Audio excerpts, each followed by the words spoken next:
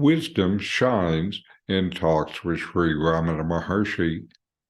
My comments bring this profound wisdom into your experience. I'm Richard. Welcome. I'm reviewing and commenting on the book Talks with Sri Ramana Maharshi. Today is talk 210. Maharshi. Man owes his movements to another power, whereas he thinks that he does everything himself, just like a lame man bluffing that were he helped to stand up, he would fight and chase away the enemy. Action is impelled by desire. Desire arises only after the rise of the ego, and this ego owes its origin to a higher power on which its existence depends. It cannot remain apart. Why then prattle, I do, I act, or I function? A self-realized being cannot help benefiting the world. His very existence is the highest good. In this talk, Ramana Maharshi discusses the nature of human action, the ego, and the underlying force that propels all action. The sage says that man, in his ignorance, attributes his actions solely to his own will and agency, like a lame person pretending self-sufficiency, when in reality every movement is facilitated by another power, his cane.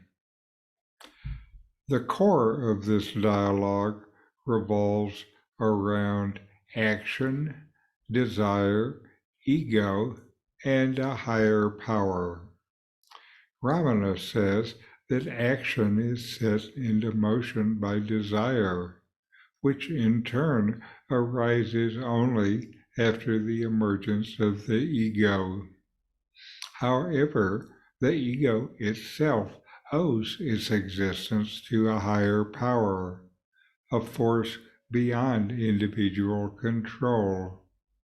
The ego would not exist without the being and consciousness that is the higher power. This higher power is the fundamental source upon which the mind and ego depend, highlighting the illusory nature of ego's self-determination. The ego is not self-existent. Ego does not exist on its own. Ego exists only through the higher power, the power of the self. Ego is just the illusion of existing as a separate entity set off against the world. The analogy of a lame person bluffing about standing up and confronting an enemy illustrates the folly of the ego's claim to independent action. The ego claims agency when, in fact, ego itself is only the power of the self, covered by ideas of individuality. Ramana challenges the conventional narrative of I do, I act, or I function, exposing it as a mere illusion rooted in the misunderstanding of the true nature of self and agency. The sage emphasizes the futility of proclaiming individual agency when, in reality, the ego is intrinsically linked to a higher power. By questioning the legitimacy of self-centered assertions, Ramana encourages a shift in perspective. He invites you to recognize the dependence of the ego on a higher power and dispel the illusion of a separate self. Ramana Maharshi concludes by saying that a self-realized being who has transcended the egoic illusion inherently contributes to the well-being of the world.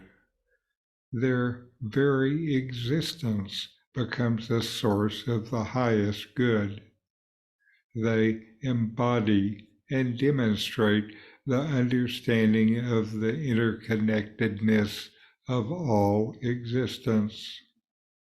Ramana said that the most important thing that he did was to show that he exists.